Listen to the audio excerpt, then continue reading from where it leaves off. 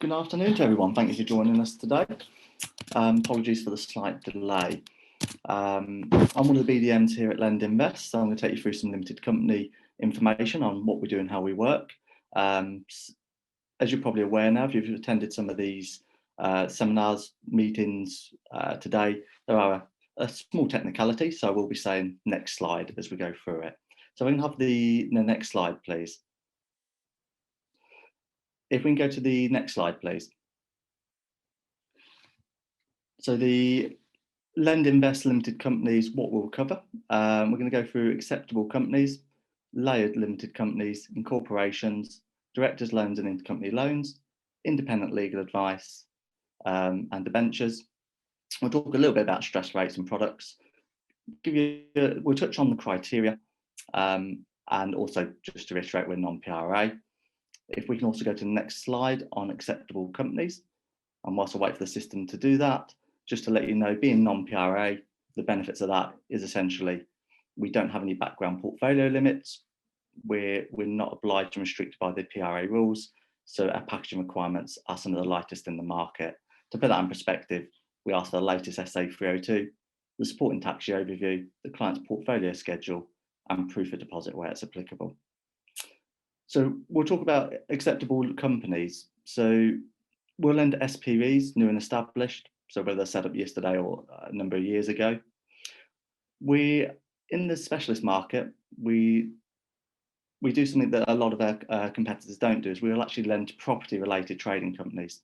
So SIC code must relate to property, but it could be a construction company, it could be a property development company, it could be a letting agent. That stands as a buffer out against their peers, which is great. We'll also lend to layered limited companies. So it can have parent companies and subsidiaries, and they don't need to have property-related SIC codes. So, for example, we could be lending to an SPV where the parent company is an accountant's firm. And there are various different complexities that we do allow and support with layered companies. So with that, it's always worthwhile running it past your BDM and just seeing if it's something that we can do or not. But ultimately, we want the same people in the SPV that we're lending to be in the parent companies. And then we'll lend to LLPs, limited liability partnerships as well. If we can go to the next slide, I'll give you some details about the limited company requirements in regards to the individuals behind it and who we need on the application. But for limited company requirements, the individuals that we're going to take a personal guarantee from, we've got a minimum age of 21, maximum age of 85 at the end of our mortgage term. Our minimum mortgage term is 7 years. So in reality, the eldest application really needs to be around about 77 or younger. We can take a maximum of 4 applicants on a limited company application. And we do usually require full PGs from all directors and all shareholders who own at least 25% equity in the company. Now, sometimes you will get scenarios where there's more than 4 directors, or there's a little bit more complexity within the shareholding. And again, it's not a straight no, it's something we can look at on a case-by-case basis and just understanding the makeup behind it all. If a shareholder has less than 25% shareholding, but they have a controlling influence in the business, then we would usually want them to be added to the application as well. Now, we don't take a debenture as standard, and we don't ask for independent legal advice as standard. So all we mean by that is that to make your life easier, we're not going to put a debenture, a floating charge on the limited company, but also we're the only lender in our specialist space that I'm aware of that doesn't ask for independent legal advice if the client's an experienced individual and we have no concerns with the application. That alleviates the need for the client to have a 10-minute meeting with the solicitors, and it reduces their costs, of course. We'll move on to the next slide, please, and we'll talk about the individuals, the PGs behind those limited companies. So in regards to the directors and shareholders, we look at those to determine what criteria and what rates and products we can offer them. So what I mean by that is we have experienced landlords and first-time landlords. So for experienced landlords, we deem those who have had a minimum of one of the applicants must have a minimum of 12 months rental experience. So it doesn't matter if you've got 4 applicants and only one's got 12 months experience, that's fine, we'll deem them as, and we'll view those as experienced. If they're an experienced landlord, there's no minimum income requirements. We have no debt to income ratio, so we don't look at someone's indebtedness versus their income. The clients don't need to be owner occupied, so it doesn't matter if all or none have their own residence. and we can go to a maximum loan to value of 80%. On the other side of the coin, if the clients don't have experience, they fall into the category of first-time landlords. So if one of them doesn't have at least 12 months rental experience. If they don't have minimum of 12 months rental experience, then one of the applicants must own their own residence for 6 months or more. So once again, it doesn't matter if you've got 4 applicants and only one of them owns their own residence, that's fine, that meets that criteria. We have a total income combined of £30,000 for all the applicants. We will only lend on standard buy-to-lets for first-time landlords, and we're restricted at 70% loan to value. If we can move to the next slide, please, and we'll talk about incorporation. So LendInvest have just waiting for the next slide to move across for me, but LendInvest have a great appetite for portfolio incorporations, and we're very experienced in this area. Directors' loans can be used as sources of deposits, therefore there's no cash required when you incorporate a property or portfolio into a limited company. It can be an accounting entry. So it puts us in really good stead. We understand moving assets between different legal entities, such as personal, LLP and limited companies. We understand there's different tax advice and different that clients may receive from their accountants, and we can work with you on that. So again, it's always worthwhile having a conversation with your BDM if there is some complexities or something out of the ordinary other than a straightforward purchase transaction into a limited company. The other thing to make things simple with us is we can have a dual representation option for solicitors using our legal partners. And if you've attended any of the other meetings today, you'll understand that we've now got 4 solicitors on our panel. Our solicitors are experienced, they understand the transactions, therefore we can use dual rep, reducing the client's cost, but also expediting the process. From a functionality point of view, we have an online application process where you can copy the case. Therefore, if you're doing multiple applications for a client, you can key in the first application, and then you can just duplicate that application. And we ensure it sits with the same underwriter and same case manager throughout. So it's essentially one application in regards to a processing point of view internally. The other thing that makes us very attractive for incorporations is we offer a flat valuation fee of £150 for standard buy-to-let properties, and we have some cashback products as well, which usually covers a legal cost or a good contribution towards it. So limited company, what else can we offer? You may not be aware of some of these points. So one of the main benefits of LendInvest, we can offer something called an appetite to lend statement. So this ties in quite nicely with our copy case function. So when you put your first application through to LendInvest for your client, if you feel that they're going to be a repeat client looking to bring a lot of business to LendInvest or to yourself, or you want a bit of certainty on an upper limit on what we can lend, then we can do a little bit extra due diligence when that application comes in, and we can give an appetite to lend statement. That basically sets a limit on what we're happy to lend up to for that client. And then all that means is when the client finds subsequent properties, whether they're purchases or remortgages, you would use our copy case function on our website. We would do a new credit check, and then we'd instruct valuation. So a full underwrite wouldn't be required, and your documents would be valid for a certain period of time. Also flexibility, mid-term remortgages. Ultimately, if a client's an existing customer of LendInvest and they've got their mortgage in personal names, they're tied into a product, they don't want to pay the early repayment charges, but they want to switch to a limited company, then we can accommodate that. We do have a great retention product offering as well. So we will write to the clients and to yourself 6 months and 3 months before the product comes to fruition and maturity, advising the client to come back to yourself and offering the client the same products as we offer existing new clients. So existing clients get the same rates as new clients. Day one remortgages, you may have heard my colleagues speaking about this earlier today. So we stand really well in the market on that because we can look to lend off day one. The client hasn't got to own the property for 6 months or more, especially if they've uplifted the value due to cost of spending money, enhancing the value of that property. Intercompany loans. So we touched on directors' loans a moment ago. When you're incorporating properties into a limited company, we can also accept intercompany loans. So the client's trading company could be lending money to their SPV, for example, as a form of deposit, which we're happy to accommodate.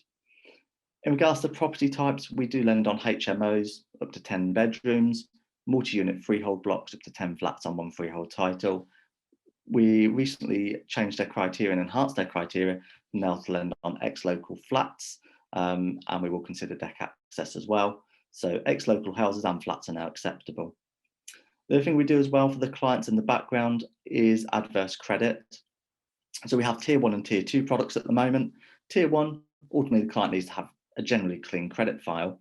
We will allow the odd blip on an unsecured item, and on the discretion of the BDM and the head of underwriting, sometimes we can take a view if there's a small communications default or utility bill. If it's a bit more severe than that, we have tier 2 products, which ultimately allows a little bit more adverse credit where unsecured arrears are not counted. We allowed a couple of defaults in the CCJ more than 12 months ago. So we offer the same rates for limited companies, LLPs and individuals. So just to keep it very simple and very straightforward, we don't differentiate between that. And we have the same rates for portfolio and non-portfolio landlords. So the process is ultimately the same. In regards to rates, you can probably see a rate start at 2.99 on a 2-year, 3.39 on a 5-year. On our stress rates, we stress our standard product range on our 2 and 5-year rates at 5.125 for companies, but we also have some 5-year pay rate option deals where we stress at 3.64% at 125. And we also use market rent, not passing rent, for the serviceability. So it's very rare there's going to be an affordability issue. I know that I touched on this before in regards to incentives, the 150 valuation fee. We do also offer up to £700 cashback on our 5-year products. So as standard, we'll give £500 cashback on some of our 5-year products. And on all our products, we'll give £200 cashback if the client opts in for open banking. You may have heard a bit about open banking on the previous meetings earlier today, but if you haven't got any questions, just ask away. And then we also offer free title insurance on any remortgages, anything that's been through a conveyance before. That reduces the client's legal costs and it speeds up the conveyance. That moves on to the last slide, which is questions. Has anyone got any questions at all? Let me just have a quick look, see if we've got any questions that have been raised.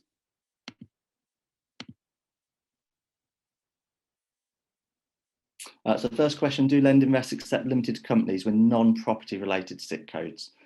Unfortunately not, it does have to be property related, but there's an array of property related SIC codes that we do accept.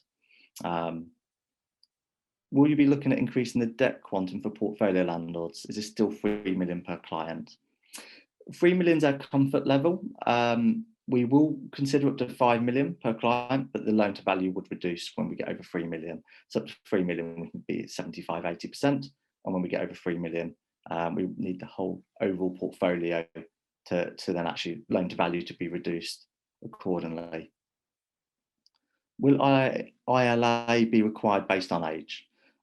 So will independent legal advice be required on age? It's not so much on age, it's more around the transaction itself. So kind of put that into perspective, if you've got an experienced landlord who's got a number of buy-to-let properties in a limited company and they're coming to us for a purchase or a remortgage, and it's very much a straightforward transaction, there is, in my opinion, and LendInvest's opinion, I'm sure, there's really little value in having independent legal advice, regardless of the PG's age. If, however, you've got something a bit more complex with assets moving between different legal entities, and you've got the ownership changing between parties that did and now that did own it and now won't own it, maybe some undue influence or potential undue influence, or inexperienced landlords, then certainly it would be more for consideration to put that ILA in place. So for first-time landlords, we're going to want independent legal advice because they've never had a buy-to-let, they've probably never had a limited company, may or may not. Of course, that's an assumption I'm making there, but they haven't got that experience, so they would benefit from that advice. If a director is not a shareholder, do they still need to sign a PG? Yes, they do. We want all directors on the application in an ideal position. Occasionally, we will take a view if there's more than 4 directors, and that's down to discussion and understanding of that particular makeup of the case. But any director that's part of the application or shareholder, we do have to take a full PG from. Next question, is there any minimum loan size for the 80% loan to value products?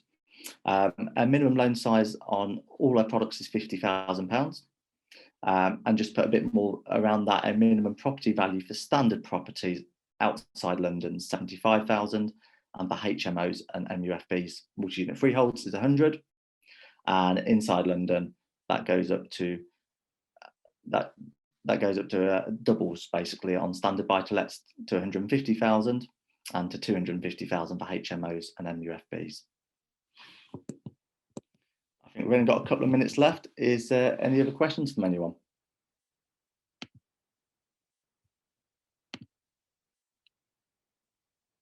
Business partners looking to set up an SPV jointly, which will be co-owned by their individual trading companies. One has 2 buy-to-lets, the other does not. Is the company set up okay?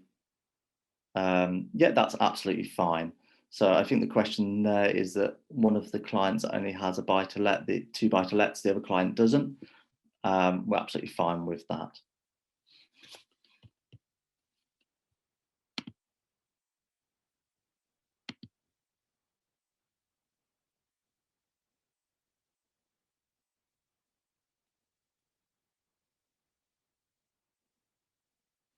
First time landlord question, clients have an income of less than 30,000 on their SA 302s, but they have a trading business where it has the higher net profits, averaging 40,000 a year. That is something we're happy to look at. So we have a minimum income for first-time landlords of 30,000 combined. If their SA 302s are showing less than that, so in this case, possibly maybe 20 or 20,000. If the trading company shows a higher net profit, so they could have taken the drawings and met or exceeded that 30,000, but they're out of choice, they've not taken that as a drawdown, then that's perfectly acceptable and feasible for us to look at. No, I think my time's pretty much up. So I appreciate everyone joining us today. Once again, apologies for the delays. Please reach out to BDMs if you've got any additional questions, and look forward to speaking with you all in the future. Thank you.